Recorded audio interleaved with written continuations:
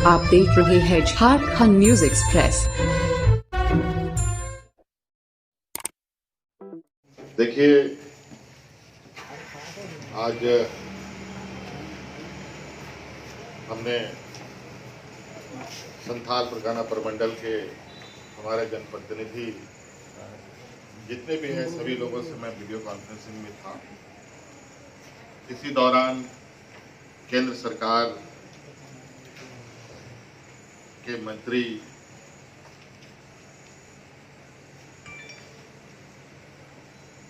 Rail मंत्री आदरणीय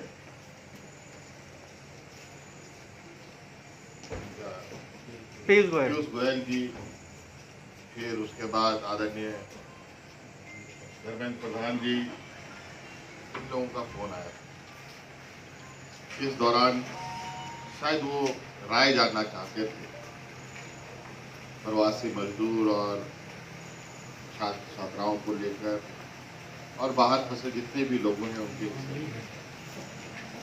हमने कहा ये तो हम लगातार केंद्र सरकार से अनुमति मांग रहे थे कि दिशा निर्देश हमें दिया जाए, केंद्र सरकार कोई ऐसी उपाय करे जिससे जो सामाजिक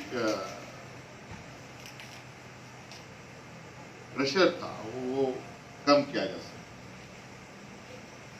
हमने प्रधानमंत्री जी को पत्र भी लिखा था वीडियो कॉन्फ्रेंसिंग के वक्त जो हमारी पिछले दिनों हुआ था, और मैंने यही सब पूरी चीज़ों को अंकित भी किया था। और आज छात्र छात्राओं को, मजदूरों को लाने की एक दिशा निर्देश राज्य सरकारों को प्राप्त हुआ है। इसके लिए मैं प्रधानमंत्री जी को धन्यवाद देना चाहूँगा। सर, बच्चे आएंगे कैसे? बहुत बड़ा सवाल है। बाई रोड ही आना है, मजदूर है लाखों। देखिए, अभी तो दिशा निर्देश आया है, कई शर्तों के साथ आया है, इसमें भी कई चीज़ें हैं। इस पर कुछ नियम कायदे बनाए जाएंगे। केंद्र से भी सहयोग हम लेंगे, क्योंकि पूरे देश के विभिन्न क्षेत्रों में हमने शुरू से भी ये कहा है कि हम अकेले पूरे देश से मजदूरों को, छात्रों को नहीं ला पाएंगे। राज्य सरकार सक्षम नहीं है। अगर हम अपने संसाधनों का जो सीमित संसाधन है, क्योंकि हमारे पास कॉरपोरेशन भी नहीं है, ट्रांसपोर्ट कॉरपोरेशन भी नहीं है, तो इसकी वजह से अगर हम कोई व्यवस्था करते भी हैं और जो दूर दराज में लोग फंसे भी हैं, तो मुझे लगता है कि लाने ले जाने वहाँ से मजदूरों को लाने में ही हमारा 6 महीना बीत जाएगा। इसलिए ये सब चीज़ें हम लोग आगे कैसे कार्य किए जाएंगे, इस पर हम लोग आगे बढ़ रहे हैं। और इसके लिए पदाधिकारियों को नियुक्त भी कर दिया गया आज, नोडल ऑफिसरों को, कि आज इस विषय पर आगे पूरी वर्क प्लान तैयार करें और हमें अवगत कराएं, तदनुसार आगे की कार्रवाई करें। सर, एक डेटा है क्या सर?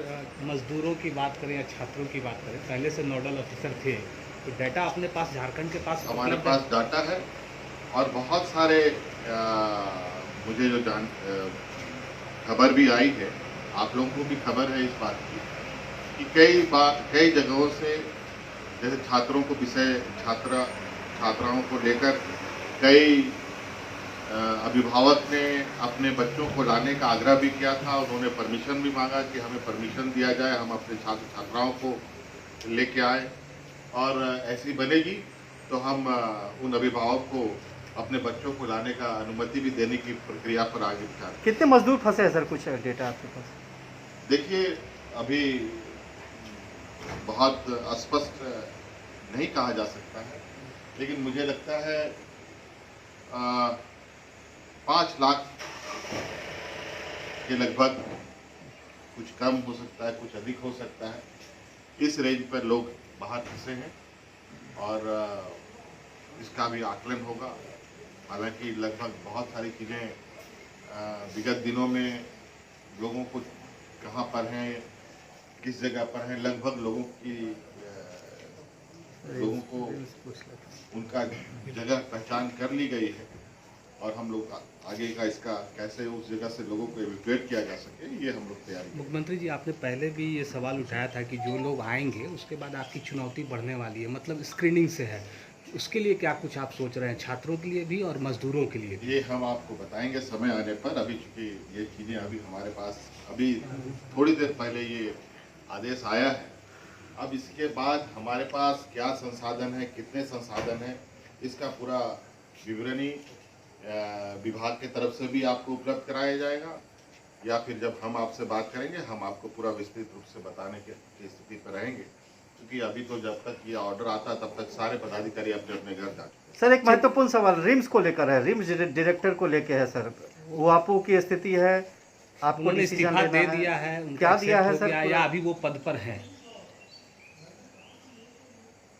देखिए, उनका मुझे जो जानकारी प्राप्त है, जो अनऑफिशियली, वो ये है कि शायद उनका चयन दूसरे संस्थान में हुआ है और वो